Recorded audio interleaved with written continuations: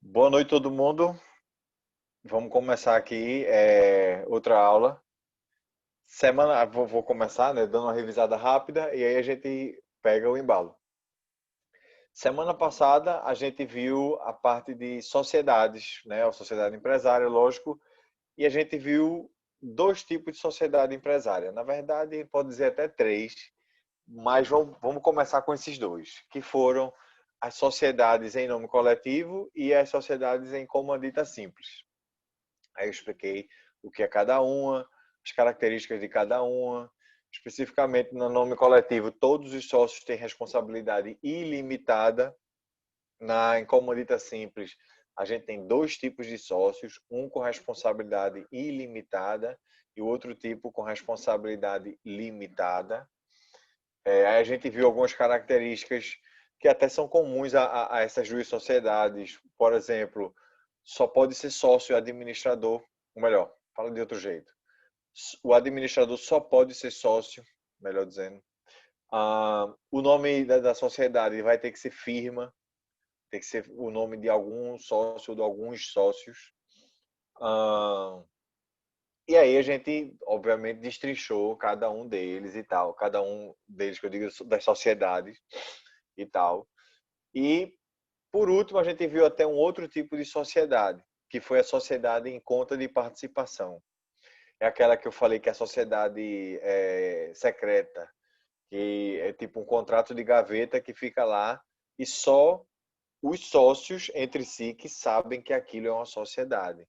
Ninguém mais sabe, porque a pessoa vai estar contratando em nome próprio, no caso aqui o sócio ostensivo, e os outros, que são os sócios ocultos ou participantes, eles vão estar, vamos dizer assim, escondidos lá, aquela coisa toda. E aí a gente explicou, eu destrinchei, etc. A gente viu isso aí tudinho. Não tem muito mistério. Mas para isso, tirando essa parte de sociedade em conta de participação, que é um tipo bem separado aí de sociedade, a gente viu da sociedade em comandita simples e aí em nome coletivo, a gente viu duas sociedades contratuais, E hoje a gente vai seguir nesse mesmo, vamos dizer assim, nesse mesmo gênero de sociedade, que é a sociedade contratual. Que dessas sociedades, né, as contratuais, o que aqui está faltando é a sociedade limitada, que aí vai ser o assunto da aula de hoje. Vai ser a sociedade limitada. Essa sociedade, eu tenho certeza que vocês já ouviram falar dela e já viram ela por aí. Isso aí eu não tenho a menor dúvida que vocês já tinham visto esse tipo de sociedade. É a LTDA, que a gente vê tanto por aí. Ah, mas a gente também vê tanto ela por aí porque vamos dizer assim, eu estou tentando pensar aqui no número razoável, mas ela é, acho que 98% ou 95%, para ser bondoso, das sociedades que existem no Brasil são limitadas. Então, esse é um dos motivos pelos quais a gente vê tanto elas por aí. Por ser sociedade contratual, isso aí se aplica também, essa frase que eu vou falar agora se aplica também às outras sociedades que a gente viu aula passada, né? Nome coletivo e comunidade simples. Por ser sociedade contratual, se aplica à sociedade limitada aquelas regras que a gente viu no semestre passado. A gente viu no semestre passado a sociedade simples, especificamente a sociedade simples pura. Eu tenho certeza que vocês lembram de tudo que a gente viu no semestre passado. Covardia. Mas eu sei sim que vocês se lembram. Eu vou revisar aqui uma coisa ou outra, é óbvio, mas é, eu vou relembrar hoje, de verdade, muita coisa que a gente viu semestre passado, no tocante aí a contrato social e a constituição da sociedade, porque a estrutura, de forma geral, ela é contratual do mesmo jeito que a sociedade simples pura.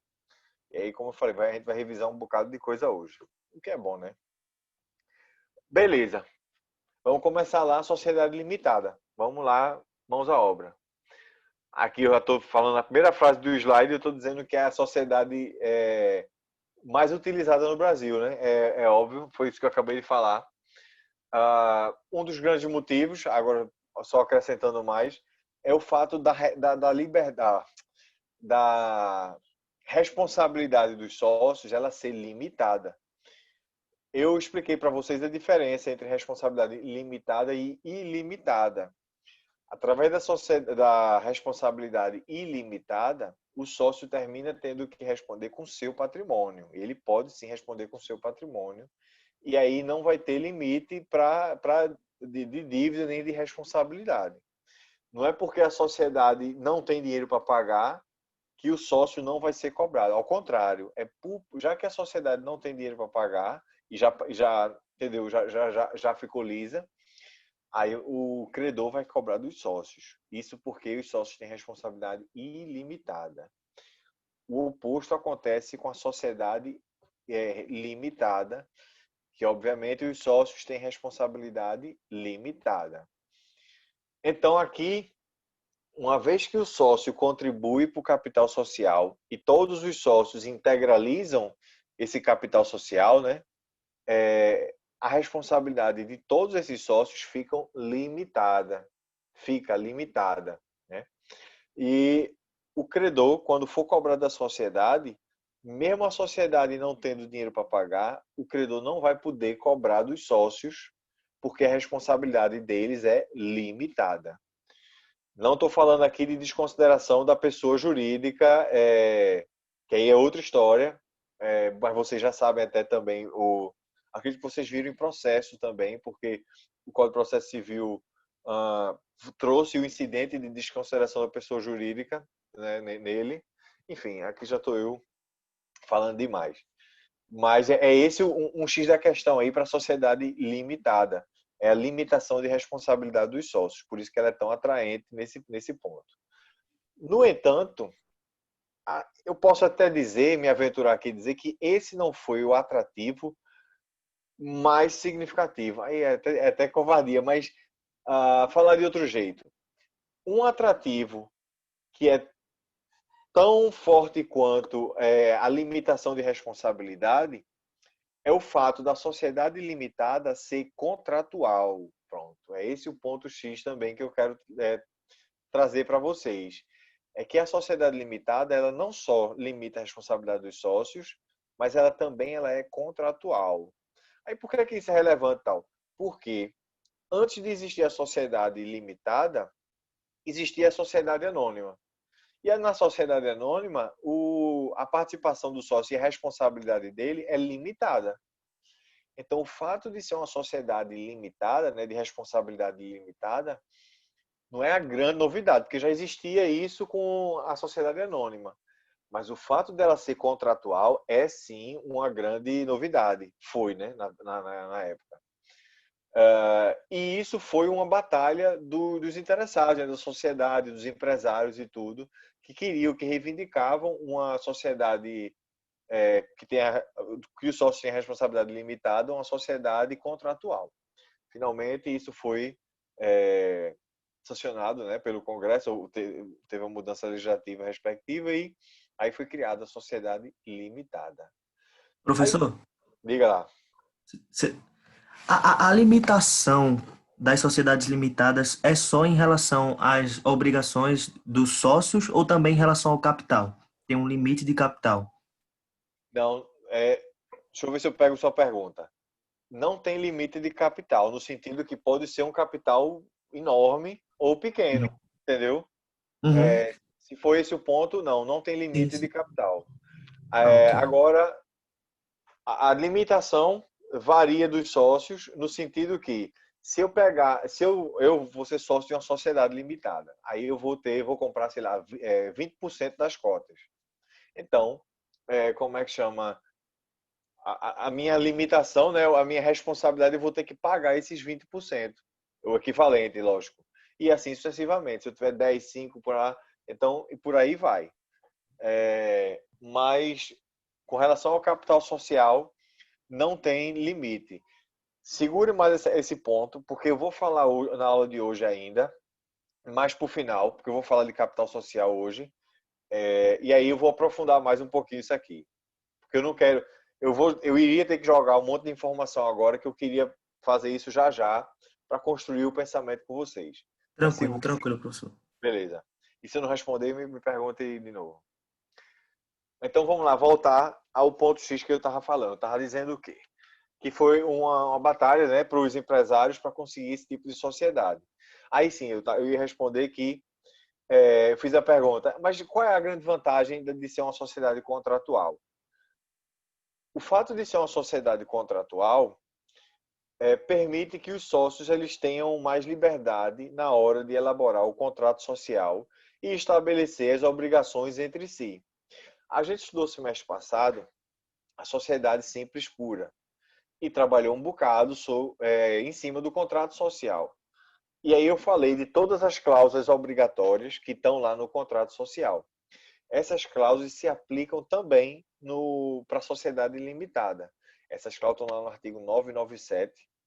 E apesar de serem para a sociedade simples pura, elas se aplicam também à sociedade limitada. Eu já vou falar mais sobre isso. Mas o que eu quero dizer todas aquelas características de sociedade contratual que a gente viu no semestre passado se aplicam aqui.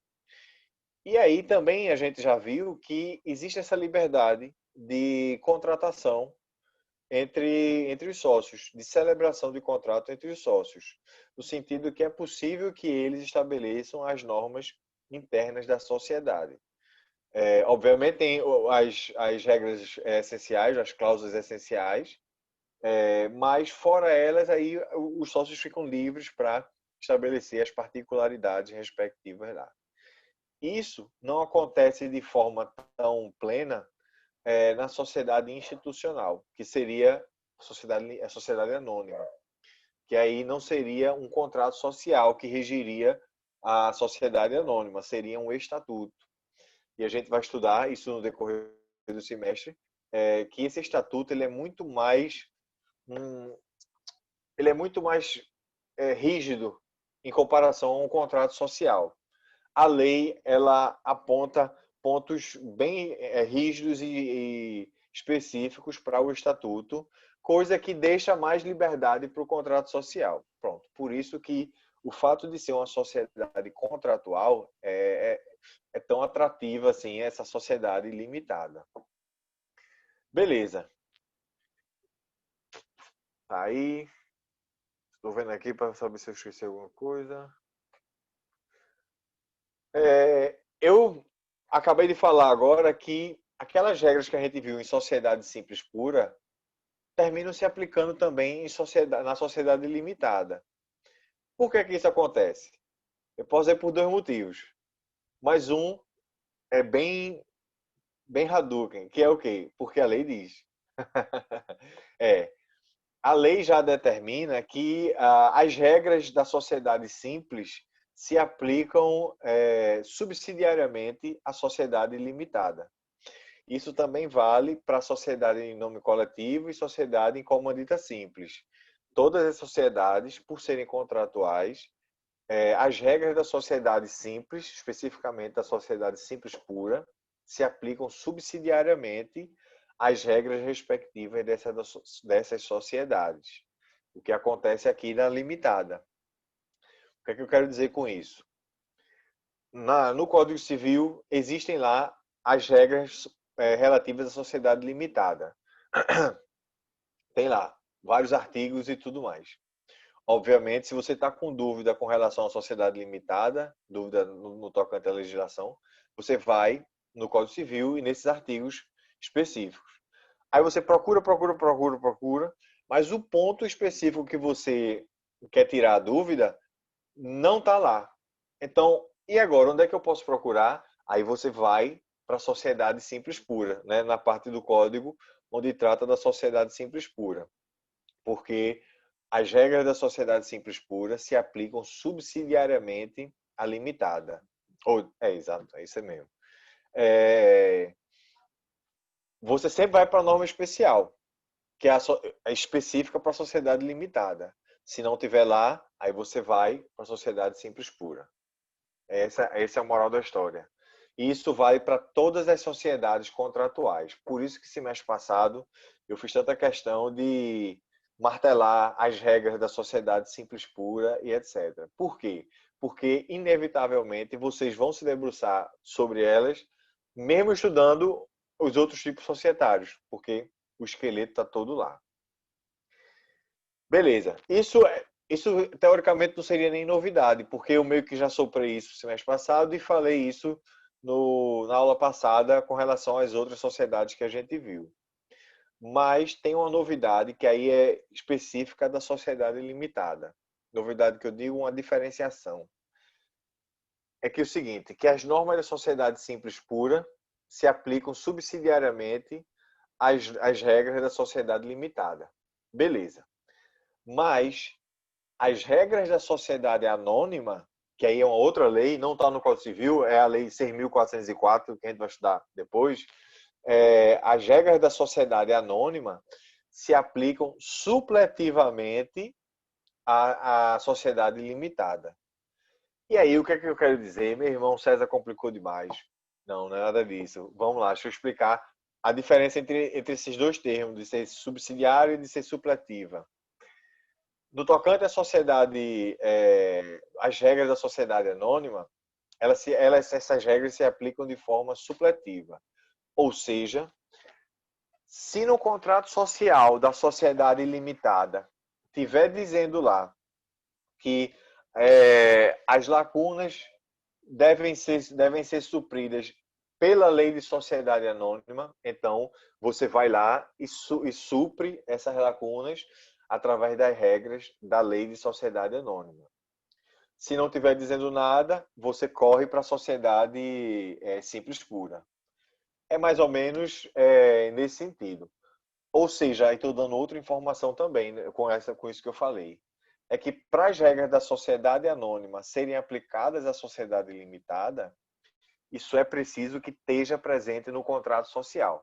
Se não tiver presente, vai todo mundo para a sociedade simples pura e pronto. E não tem problema nenhum. Mas se tiver presente lá, aí você vai e busca a solução nas regras da sociedade anônima. Tem. É isso que eu fico olhando para trás, né? É o meu cachorro entrando e saindo. Porque parênteses aqui. Minha porta está fechada, é lógico. Mas aí o cachorro fica na porta arranhando, pedindo para entrar. Aí o pessoal abre. Aí quando eu escuto é a porta fechando. Aí eu olho logo para ver se ele já está deitado na cama. É uma cachorrada aqui. Mas é assim. Enfim, e já já vem a outra cachorra, viu? Pode esperar. Deixa o cachorro entrar. Eu deixo. Eu adoro meus cachorros. Ó, a outra tá na porta e não sabe se quer entrar ou não. Mas aí ela fica. O outro tá aqui, já tá deitado na cama, e a outra tá rebolando. Tá querendo que eu vá lá. Não vou lá, não.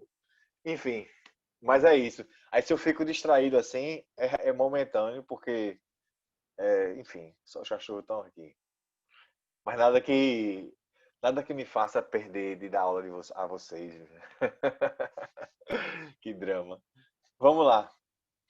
Eu estava falando da subsidiariedade e das normas para da sociedade simples pura e da forma supletiva que se aplica aí às normas da sociedade anônima, para tudo isso para sociedade limitada. Aí um ponto que eu ia falar é o seguinte, que as regras da sociedade anônima são regras específicas para a sociedade anônima, isso é lógico. No entanto, certas regras são compatíveis com a sociedade limitada. Entendeu? São compatíveis. Dá para você, como eu falei, suprir usando a regra da anônima para a limitada. No entanto, tem certas regras que são bem específicas para a sociedade anônima. Bem específicas, porque a sociedade anônima, lógico, tem características bem próprias. E aí, essas regras que são tão específicas assim, não dá para a gente aplicar para a sociedade limitada. Não dá, simplesmente não dá. É incompatível mesmo. Aí é lógico que, não sendo compatíveis as regras, não se aplica, né? Não dá para aplicar de uma coisa de uma sociedade para outra. Um exemplo bem básico, que vocês vão entender até melhor no decorrer do semestre. Quando a gente estudar sociedade anônima, eu vou ver com vocês o que é debentures. Debentures como é que chama? Não é uma ação, mas é um valor mobiliário que a sociedade anônima pode emitir para adquirir capital, para aumentar o capital dela e tudo. Não queiram entender muito isso agora, eu vou destrinchar bem muito isso depois com vocês. Mas debênture é uma coisa específica para a sociedade anônima. Então, é óbvio que a gente não vai poder aplicar a regra que trata de debênture, aplicar para a sociedade limitada. Isso não dá. É incompatível. E por aí vai. Então, é só sinalizando para vocês que, tudo bem, a gente vai pegar emprestado certas regras de outra lei, mas só no que for compatível. Isso já já eu vou até repetir essa mesma lógica, mas em outro momento. Mas para não confundir agora, eu quero que vocês pensem nisso com relação à sociedade anônima e limitada. E agora, vamos lá, o que mais?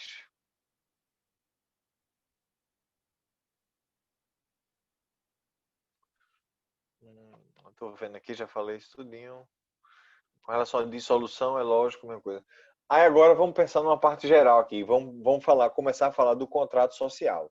Por isso que eu disse que hoje a gente vai revisar um bocado de coisa. Porque a gente já viu o contrato social, mas agora eu vou meio que trazer o contrato social, a gente vai ver especificamente para sociedade limitada. No entanto, é inevitável a gente não revisar certas coisas. Por exemplo, já que a gente está falando de sociedade contratual, então vai ter contrato social. E para ter contrato social, existem certos requisitos previstos em lei, né, para ser preenchidos. Requisitos que a gente viu isso mês passado, mas vamos dar uma revisada. Por exemplo, a gente tem a chamada affectio societatis. Acho que vocês se lembram disso. Tem no slide, não se preocupem. Affectio é com dois Fs, é em latim e entre aspas, se você estiver escrevendo e tal. Societatis. É aquela afinidade entre os sócios, a disposição entre os sócios que eles têm para começar uma atividade e ter sucesso ou fracasso, né? É o risco empresarial aí. Então, isso é a Fex Societatis. É preciso que tenha isso para que uma sociedade empresária, né, se forme e aí o contrato social também seja realizado. Junto não, assim, outro requisito da Fex, outro requisito do contrato social é as cláusulas essenciais, que eu já falei até hoje mesmo, eu falei das cláusulas que estão previstas no artigo 997, né, do Código Civil. Essas cláusulas têm que estar presentes nos contratos. Eu vou revisar um bocado delas hoje, mas só para que vocês se lembrem dela, tipo assim, é o nome social da sociedade, o nome e a qualificação dos sócios, a participação dos sócios, objeto social, capital social, endereço da sociedade, né? Tá lá também qualificação, tempo de duração da sociedade, isso tudo tem que estar lá presente no contrato social. Então essas cláusulas obrigatórias também têm que estar presentes, lógico, no contrato social da sociedade limitada. Já que eu estou falando desses requisitos aí, tem uma coisa que mudou. Mudou assim, até ano passado, eu poderia incluir aqui um requisito, mas esse requisito foi, vamos dizer assim, foi posto para trás, foi superado, que era a pluralidade de sócios. Antes, né, até 2019, até antes de 2019, para que você formasse uma sociedade, era preciso pluralidade de sócios, ou seja, mais de um sócio. Aí, como é que chama? Em 2019, ocorreu uma mudança legislativa. Vejam aí o artigo 1052, parágrafos 1º e 2º do Código Civil. E aí vocês vão ver que agora é possível sim haver uma sociedade limitada unipessoal, ou seja, com um sócio só. Vou ler aqui para vocês, só para que vocês ficar claro nessa mudança. O caput permanece, mas os parágrafos 1º e 2º foi que foram incluídos aí, foram alterados pela lei de 2019. Então vou ler aqui o caput e os parágrafos. Artigo 1052. Na sociedade limitada, a responsabilidade de cada sócio é restrita ao valor de suas cotas, mas todos respondem solidariamente pela integralização do capital social. Vou explorar mais esse caput depois. Parágrafo 1º. A sociedade limitada pode ser constituída por uma ou mais pessoas. Pronto. Isso não existia. Na verdade, existia que era por mais de uma pessoa. Agora não, por uma ou mais pessoas. Só isso aí já diz tudo. No tocante aqui, a sociedade unipessoal. Eu vou ler o parágrafo 2º. Se for unipessoal, aplicar-se-ão ao documento de constituição do sócio único, no que couber, as disposições sobre o contrato social. Então, tá aí. Ou seja, se aplica, tipo assim, vai ser uma sociedade limitada como outra qualquer, havendo aí certos ajustes no tocante, sei lá, a falta de pluralidade do sócio, mas fora isso vai ser, né, com as adequações respectivas. É isso aí. Eu ia acrescentar uma coisa, não, mas está tudo bem. Então esses foram os dois parágrafos que foram instituídos aí. Foi a lei 13.874 de 2019 e agora é possível sim. Eu gostei muito dessa alteração, viu? Sinceramente, aí a minha opinião agora. A gente tinha a Eireli, continua tendo, mas eu acho que é mais simplificada a sociedade. Isso aí também é minha opinião. E aí, com a sociedade limitada unipessoal, pronto, a gente meio que simplificou a situação. Me lembrei do que eu ia acrescentar. Essa alteração, permitindo aí a existência de uma sociedade unipessoal, ela veio justamente na seção da sociedade limitada, na seção do Código da Sociedade Limitada. E aí vem um debate que eu acho que ainda vai existir um pouquinho mais, e aí vão ser os doutrinadores falando e tudo mais. O debate é o seguinte: só pode haver sociedade unipessoal se ela for limitada. Entenderam a lógica? Porque essa permissão legal está justamente só para a sociedade limitada. A sociedade em nome coletivo veio antes e a sociedade em comunidade simples também está antes. Só depois, quando chegou a sociedade limitada, é que passou a ser permitido a sociedade unipessoal. Tá aí. Isso aí acho que vai ter mais debate doutrinário de artigos e etc. Mas eu já lanço aqui minha opinião. Isso não é questão de prova e tal, mas, como eu falei, já vocês lendo uma medida legislativa com um senso crítico. Isso é importante também. Beleza, vamos seguindo. Então, como é contratual, os requisitos que são exigidos para sociedades contratuais estão lá. Affect Societatis e as cláusulas do artigo 997, que são as cláusulas essenciais. Aí agora vem aqui um detalhe também. Eu já expliquei a lógica que foi usada no tocante a quando se utiliza as regras da sociedade limitada para a sociedade anônima. Essa mesma lógica vai se aplicar agora. Ou seja, eu fiquei repetindo hoje e nas aulas anteriores que a sociedade simples pura, ela oferece o esqueleto para as sociedades contratuais. Ou seja, essas normas da sociedade simples pura vão servir de forma subsidiária, vão servir para essas outras sociedades, que é o que se aplica aqui à sociedade limitada. No entanto, existem regras da sociedade simples pura que são específicas para esse tipo de sociedade e não podem ser aplicadas às outras sociedades, especificamente aqui às sociedades limitadas. Por quê? Porque há uma incompatibilidade, entendeu? Aí vocês podem perguntar, então não vai se aplicar. Não, vai se aplicar. Vai se aplicar no que couber. Por isso que a lei fala assim, se aplica no que couber as regras da sociedade simples pura. Ou invertendo, se aplica a sociedade no que couber. Esse é detalhe. Mas para que você faça esse filtro também, que você vai pegar as normas da sociedade simples pura e aplicar para a sociedade limitada. Mas se houver uma incompatibilidade, então não se aplica.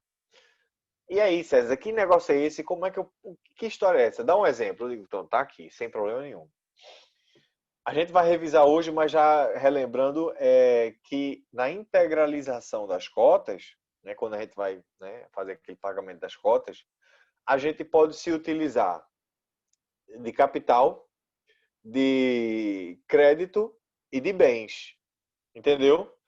Eu posso integralizar minhas cotas com capital, passando o crédito para a sociedade ou transferindo bens para a sociedade. E se for caso de sociedade simples pura, com serviço. Isso a gente viu o semestre passado. Então, teoricamente, é possível usar serviço para a sociedade simples pura. Isso está lá no artigo 997. É uma cláusula geral, né? Um requisito, como eu falei, cláusula específica lá. Só que, para a sociedade limitada, eu não posso utilizar serviço. Aí você pergunta, oxe, professor, mas isso está lá no artigo 997. E como é que eu vou fazer? Esse é um ponto que há incompatibilidade entre sociedade limitada e sociedade simples pura. Então, não se aplica a regra da sociedade simples pura só nesse ponto. Ou seja, você continua podendo integralizar o seu capital social, suas cotas, através de capital, crédito e bens. Você só não pode usar serviço. Só isso. Então, quando fala no que couber, é observada aí a compatibilidade das normas. Só isso. Não tem mistério, mas é só para adequar esses pontos aí em que haja a incompatibilidade.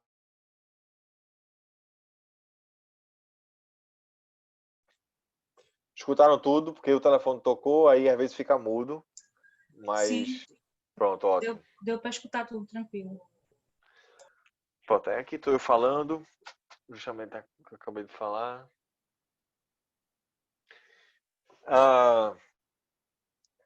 Se a gente vai constituir uma sociedade limitada, uma sociedade empresarial limitada, a gente precisa registrar o contrato social, né? O contrato social e toda a documentação e tudo mais. Se tivesse em aula, né, na aula que eu digo presencial, eu perguntaria onde é que a gente registra a sociedade empresária. Aí todo mundo ia responder em uníssono e gritando, na junta comercial, eu tenho certeza. Mas é isso, a gente vai registrar na junta comercial. O código, ele fala no cartório de registro de empresas mercantis, como é que chama? No cartório de registro de empresas mercantis, que é a junta comercial, trocando em miúdos. Mas aí relembrando agora, eu pergunto, mas e se não for empresário em minha sociedade? Se eu for registrar uma sociedade simples, onde é que eu vou registrar? Porque não pode ser na junta comercial. Então vai ser no cartório de registro de pessoas jurídicas. Não vai ser na junta, vai ser no cartório de registro de pessoas jurídicas. Tá aí também, sem mistério nenhum. Aí vocês também podem dizer, oxe, mas para que eu quero saber de sociedade simples? Hoje a gente está estudando só sociedade empresária. Eu digo, calma.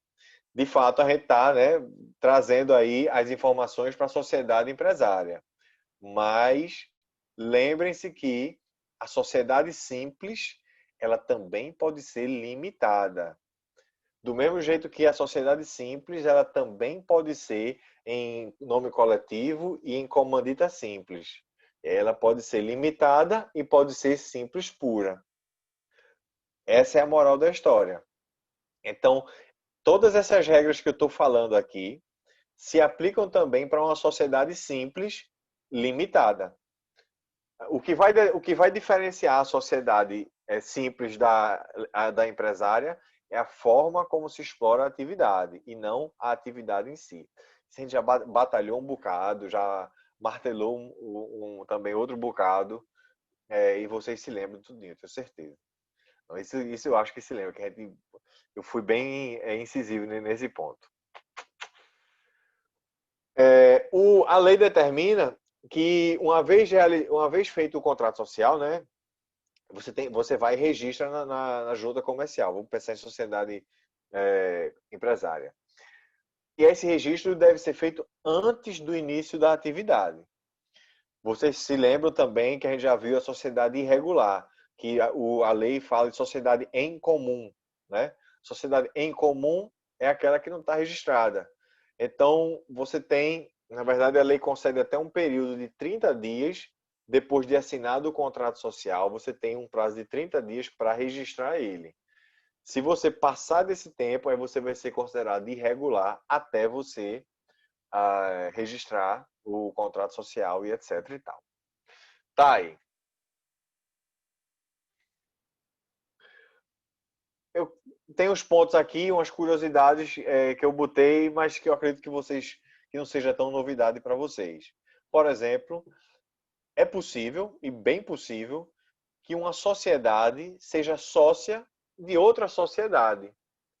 Porque sociedade empresária, ela é uma pessoa jurídica. E como pessoa jurídica, ela pode sim ser sócia de outra sociedade sem o menor problema. É aquele exercício que eu fiz com vocês. Pensem em pessoa jurídica, né, como pessoa. Aí é ela quem compra, é ela quem deve, é ela quem é sócia e por aí vai. Existe até no direito as chamadas holdings. Talvez vocês tenham escutado falar sobre isso. E as holdings são pessoas jurídicas, né? São sociedades cujo objeto social é ser sócia de outra sociedade. Essa é a chamada holding pura. A gente tem as holding mistas, que são, por exemplo, sociedades que desempenham uma outra atividade, mas também são sócios de outra sociedade. Pronto.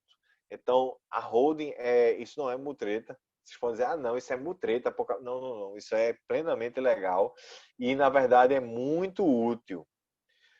Por curiosidade de vocês, eu aconselho até, principalmente quem é empresário e quem isso é muito útil para quando a família já tem uma empresa e quer preservar os bens dessa empresa, né, dentro da família, em termos de herança também, tratar de uma forma mais controlada de como vai acontecer. Aí estudem a chamada holding familiar. Holding é uma palavra americana, uma palavra em inglês, é com Holding. Está no slide, vocês vão ver, é a holding. Aí pesquisem holding familiar, benefícios e tal. Tem um monte de coisa. Tem benefício fiscal, benefício de administração e etc. Enfim, aí eu não vou falar agora não, porque senão eu vou ficar me empolgando e falando muita coisa. Mas dê uma olhada nisso. Isso é só para ilustrar que a sociedade ela pode sim ser sócia de outra sociedade. A moral da história é essa. Passando para outro item. Isso aqui a gente viu foi a parte do contrato social de forma geral. O outro item seria, pelo menos, já pegando o embalo que a gente já começou a falar, é os sócios. Né? Como a gente já viu semestre passado, todos os sócios têm que estar com o nome lá no contrato social e também tem que estar qualificados. Isso vale para a pessoa jurídica também. Mesmo que se a pessoa jurídica for sócia, tem que estar lá o nome dela, a sede, o endereço, né? O CNPJ, aquela coisa toda. E os sócios é CPF, qualificação, né? Qualificação geral. CPF, endereço, profissão, nacionalidade e etc e tal. Essa qualificação ela serve até para você ver se a pessoa ela é impedida ou incapaz. E aí, para que você, né, tome as medidas necessárias para que não haja incompatibilidade. Por exemplo, aí vocês podem perguntar, ô gente, então se o cabo for incapaz ou impedido, ele não pode ser sócio? Aí não, pode sim. E é esse o ponto. A gente já viu isso, mas só relembrando. Aquele que é impedido, que eu citei como exemplo, semestre passado, do servidor público, político, juiz, promotor, professor não, professor lascado, coitado. Militar, todos esses são impedidos de serem empresários. Empresários. Porque quando uma pessoa é sócia de uma sociedade, ela não é automaticamente empresária, ela só é sócia. Então, não tem problema nenhum dessas pessoas impedidas serem sócias de sociedade. Mesma coisa o incapaz. O incapaz, a gente tem o relativamente incapaz e o absolutamente incapaz. O incapaz pode sim ser sócio de uma sociedade, contanto que ele seja assistido ou representado, né, de acordo com sua incapacidade. Mas ainda tem outros requisitos. Requisitos assim, exigências, melhor dizendo. Se for incapaz, a lei exige que o capital social esteja totalmente integralizado. Ou seja, todo mundo, todos os outros sócios já têm que ter contribuído para o capital social. E aí o incapaz também, né? Contribuiu para o capital social, todo mundo. Sendo assim, aí o incapaz pode ficar como sócio da sociedade, contanto que ele seja assistido ou representado. Beleza.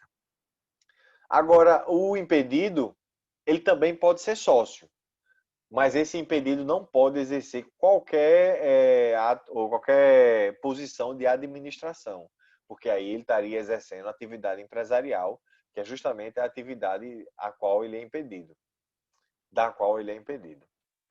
É isso aí. Então, tanto o incapaz quanto o impedido podem sim ser sócios, contanto que não exerçam cargo de administração em um lado e o capital esteja todo integralizado de outro.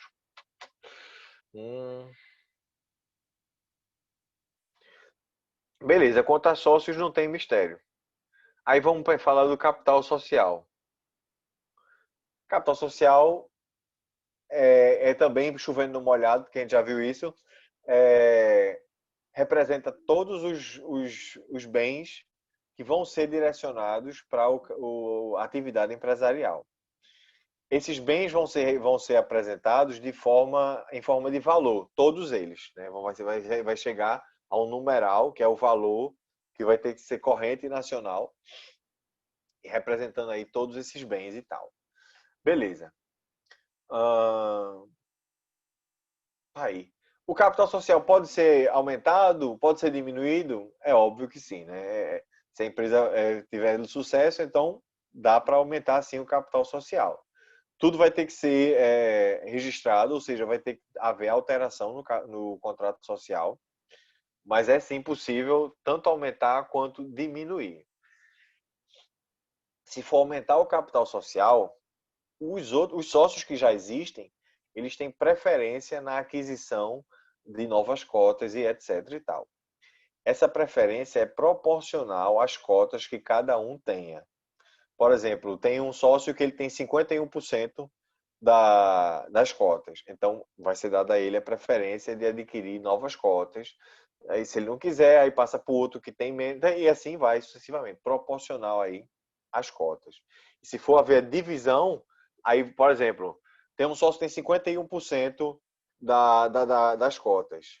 E a gente vai aumentar, a gente que eu digo a sociedade, vai aumentar 100 cotas. Então, 51 cotas é para ele, 20 cotas para o que tem 20% e assim sucessivamente.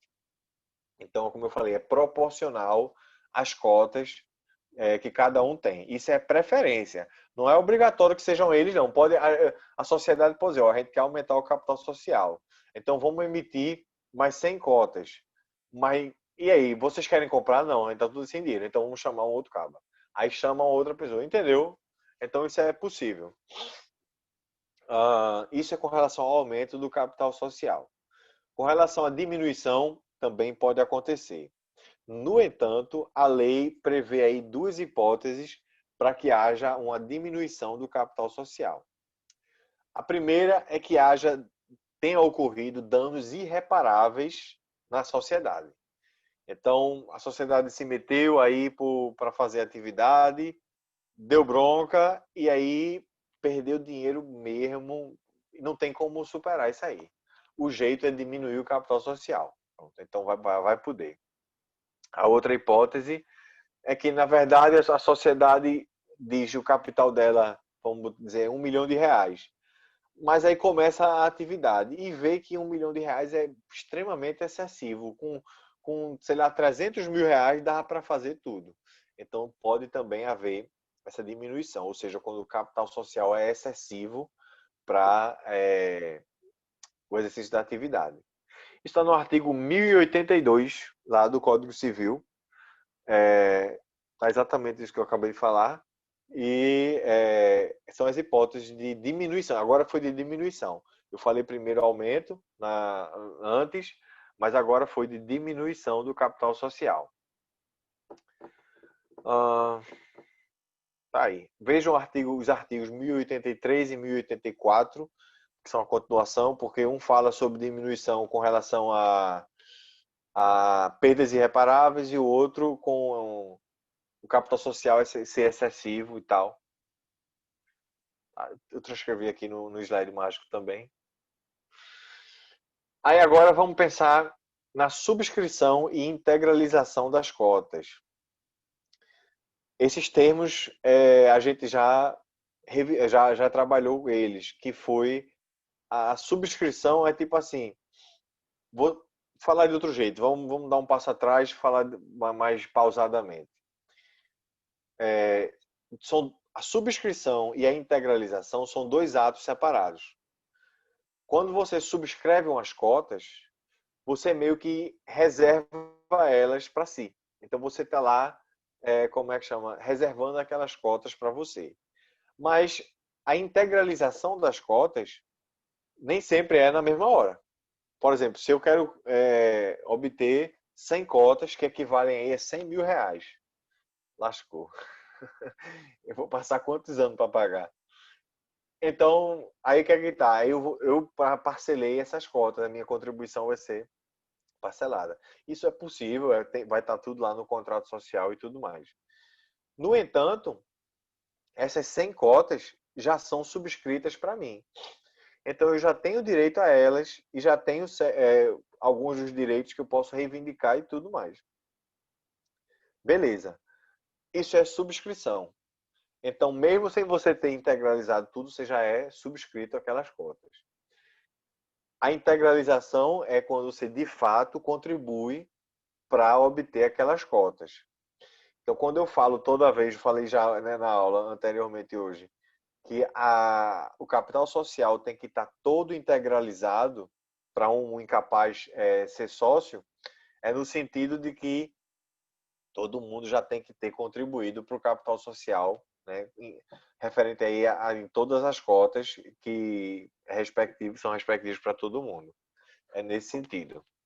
Então, subscrição é uma coisa, integralização é outra. Para integralização, eu até já soprei uma informação hoje. Que a integralização ela pode acontecer por capital, por bens e por crédito. Por bens materiais e imateriais. Então, não pode haver serviço, né, para você integralizar suas cotas em uma sociedade limitada. Mas você pode utilizar de capital, de bens e de crédito. Beleza.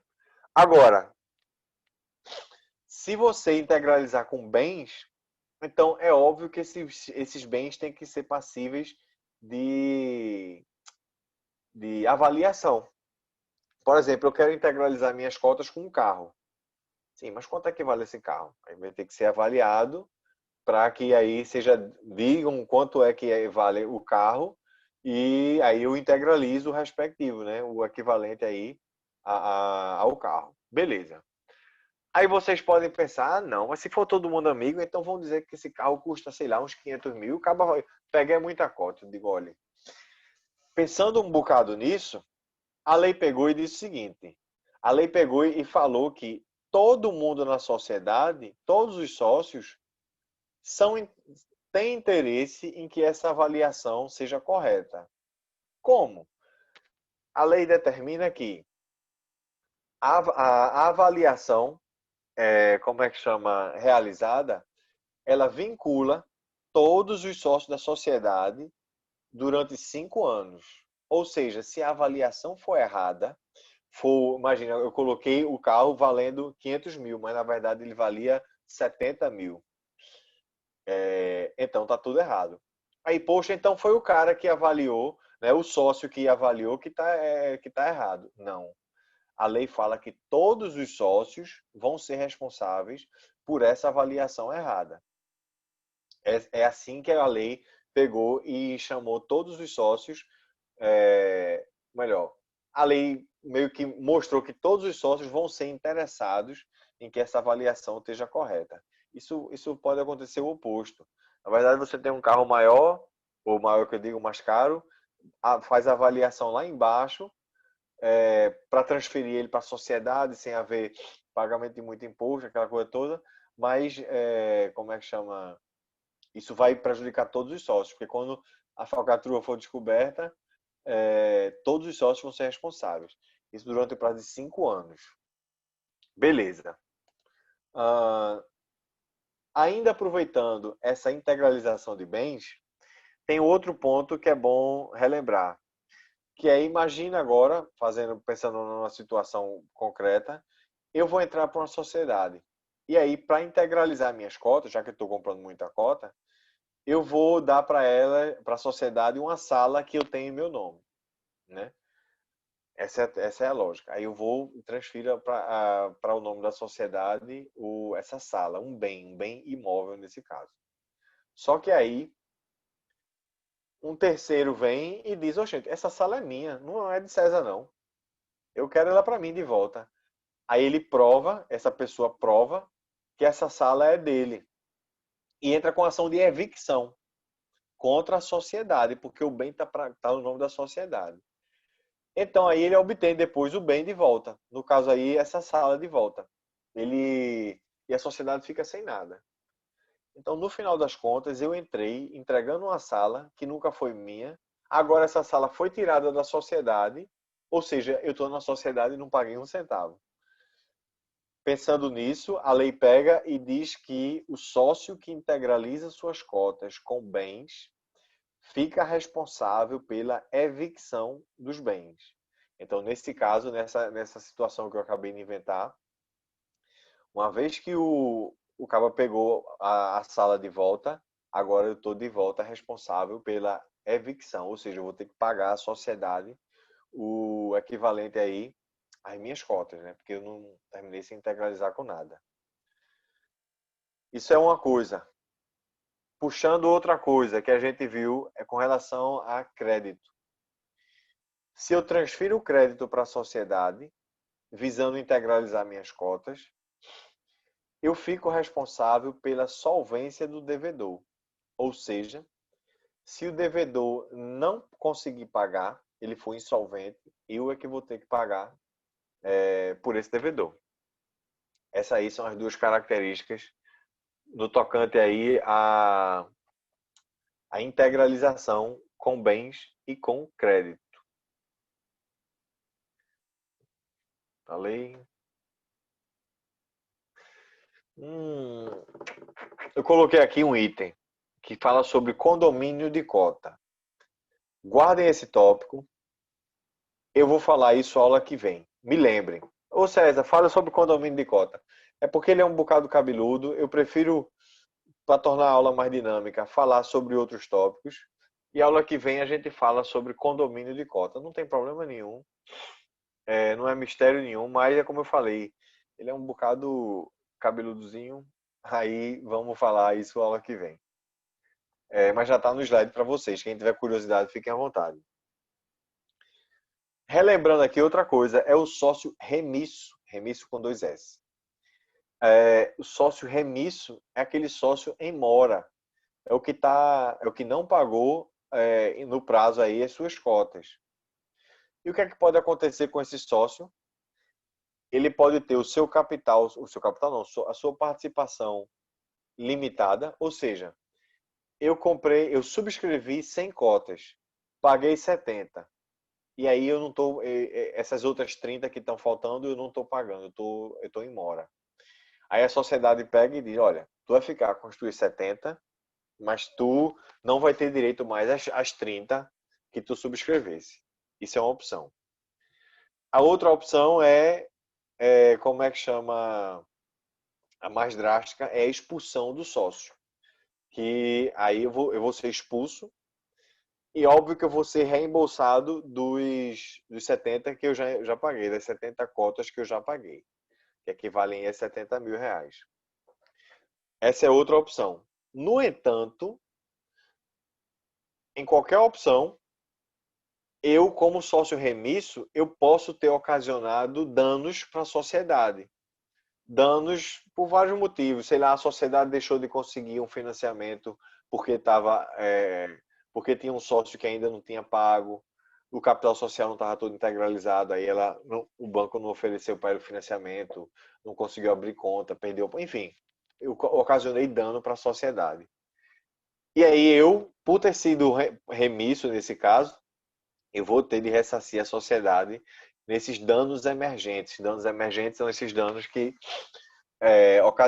foram ocasionados, né, pelo atraso. Não, danos emergentes são os danos que já ocorreram e ocorreram por causa desse atraso. Então, se eu estou devendo à sociedade, é aquela coisa, se eu estou devendo à sociedade, mas a sociedade vai ter que me pagar, então pode haver aí uma compensação, e aí quando ela tiver que me pagar o preço que eu já paguei, na hora que eu fui expulso, pode haver a compensação, e aí eu vou receber menos, ou às vezes eu até tenho que pagar mais, enfim. Aí vai ver o caso concreto. Isso é para o sócio remisso.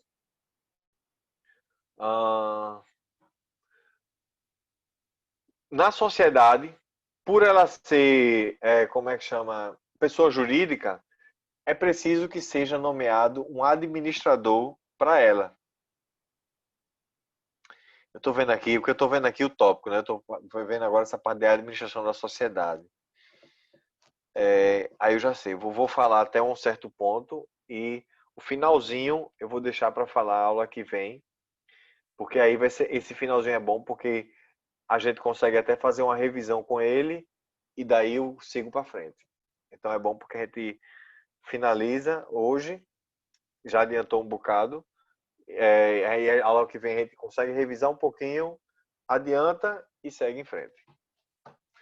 Mas vamos seguir ainda na administração. Eu espero que vocês estejam vendo que hoje a aula eu estou revisando um bocado de coisa que a gente viu no semestre passado. Mas isso é proposital também. Essa parte de capital social, de integralização, sócio remisso, tudo isso a gente viu no semestre passado. E hoje a gente está revisando de novo. Aí você diz, meu irmão, isso é a mesma coisa. Não, mas é de propósito. Para justamente relembrar aquilo que a gente viu no semestre anterior e para que vocês assimilem de forma mais fixa todo esse assunto. Porque isso é muito utilizado na prática. A gente precisa ter essas informações, como é que chama? Na mente da gente. Quando a gente vai até prestar um conselho para um amigo e etc e tal. E essa informação da sociedade unipessoal, ela é muito válida. E aí vai uma dica. Muita gente, até jurista, inclusive, não se tocou ainda nessa mudança da lei. Seja por qualquer motivo. Muitos não olham tanto em direito empresarial ou qualquer coisa. Aí nem se tocaram que agora é possível a gente ter uma sociedade limitada com um sócio só. Eu digo isso porque há umas 3 semanas atrás eu estava conversando com um colega meu que ele é gestor comercial. Então ele faz essa administração, gestão da parte empresarial de uma pessoa, organiza ideias, faz plano de negócios. É um trabalho grande danado. Só que, logicamente, os detalhes aí, por exemplo, aí certos detalhes ele diz, isso aí é para o contador. Eu posso dizer uma coisa ou outra, mas não, eu não faço a parte contábil. Ele fala para mim, né? Eu não faço a parte contábil. Outra coisa, ele disse, isso aí é bom com advogado. Eu posso indicar se tem uma coisa ou outra, mas isso é bom com advogado. Aí ele falou para mim, falando aí de uma ideia de negócio, não sei o quê. Aí ele disse, aí o cara pode abrir ou um Eireli, né, já que ele não quer ter sócio, ou então ele ser empresário individual. Aí na hora eu fiquei, porque na hora não teve espaço de eu dizer, olha, agora pode ser uma sociedade unipessoal. Aí eu fiquei me coçando e deixei, né, na conversa. Aí ele ficou insistindo, não, eu acabo abrir uma Eireli, pô, a Eireli é bom, aí ficou, aí até que chegou um momento, quando deu uma abertura, eu digo, olha, agora surgiu uma novidade na lei, que é a sociedade unipessoal, pô, que é mais descomplicado de certa forma. Dá uma olhada aí para tu ver. Aí ele disse, oxe, é mesmo? Aí ficou surpreso assim, aí foi ver. Ou seja, essa informação, apesar de ser bem útil mesmo, ela meio que está passando despercebida por aí para muita gente. E isso vai ser um diferencial danado. Ou seja, cobrem. Eu não cobrei nada, que era um amigo meu, então essa saiu de graça. Droga. Enfim, vamos voltar aqui para a administração da sociedade. Sociedade limitada especificamente. É óbvio que tem que ter um administrador. Já que é uma pessoa jurídica, é preciso que um administrador, né, transmita aí até a vontade da sociedade, se é que pode dizer assim. Mas esse administrador, a regra é que ele seja nomeado no contrato social. Beleza. Mas ele pode ser nomeado depois, já vem averbamento no contrato, aquela coisa toda, averbação. Beleza. Só que, diferente da sociedade em nome coletivo e da sociedade em comandita simples, o administrador na sociedade limitada pode ser um não sócio.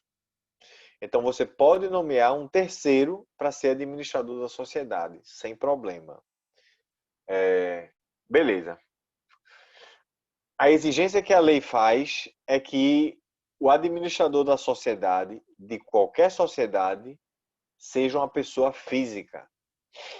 Por que eu digo de qualquer sociedade? Porque semana passada a gente viu que na sociedade em nome coletivo, todos os sócios podem ser administradores, já que todos têm responsabilidade ilimitada.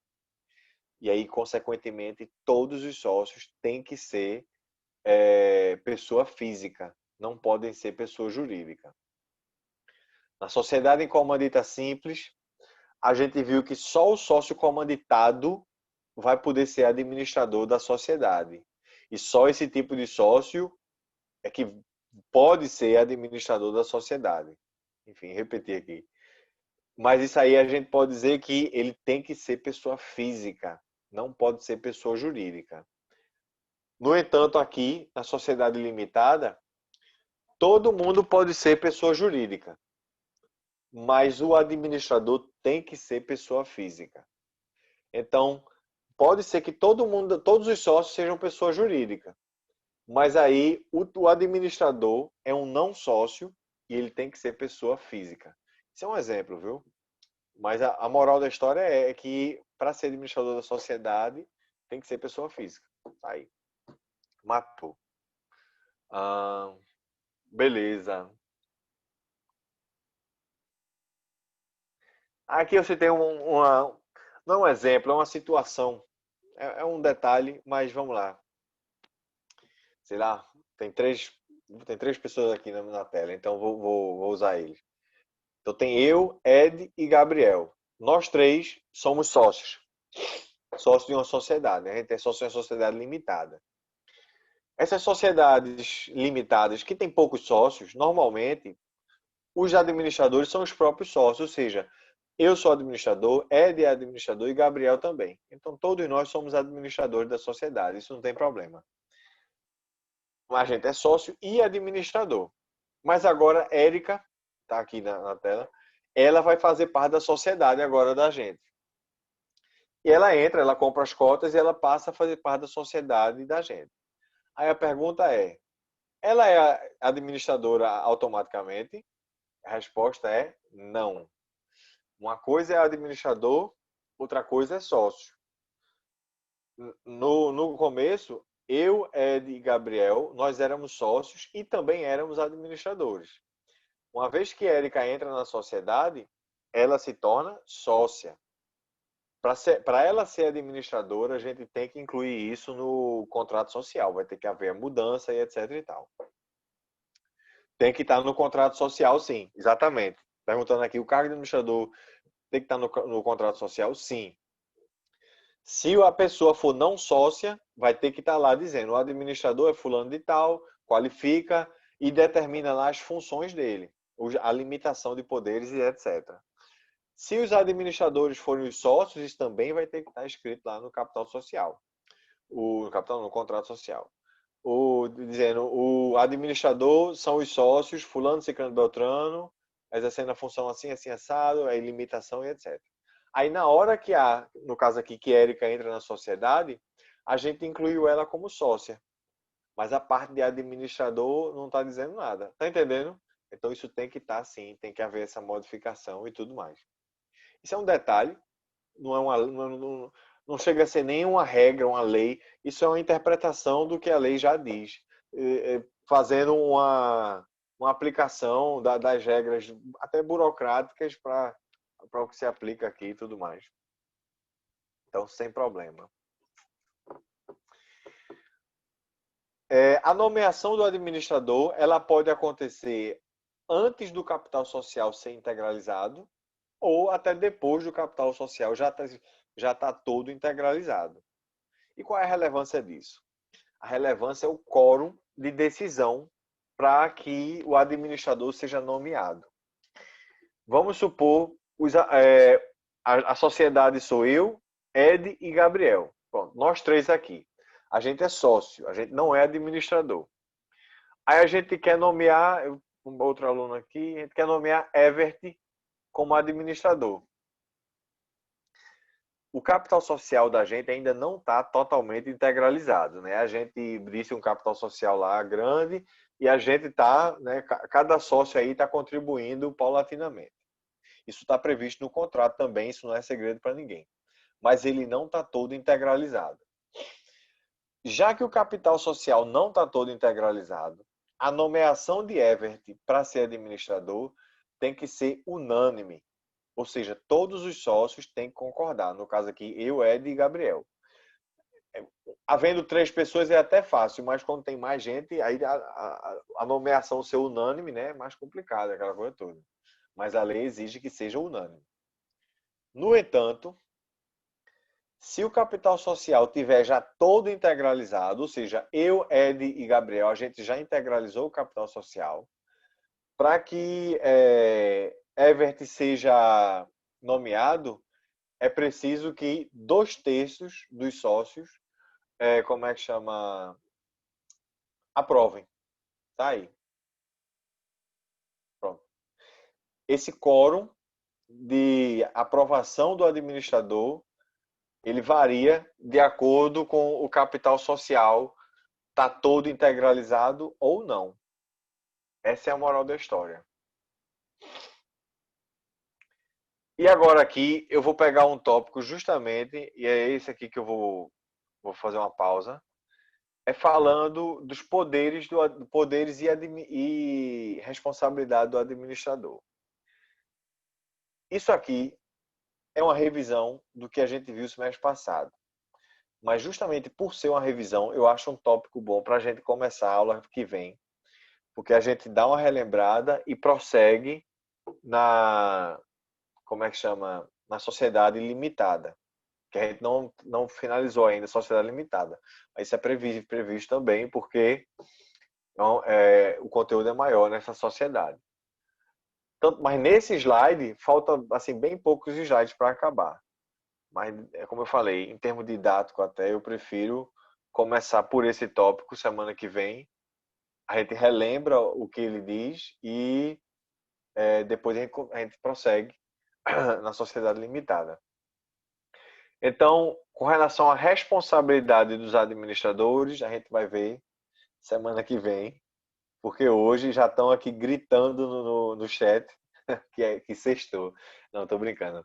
Mas, de fato, então eu vou parar a aula agora, vou parar a gravação aqui, mas se tiver alguma dúvida, viu, fiquem à vontade e tudo mais.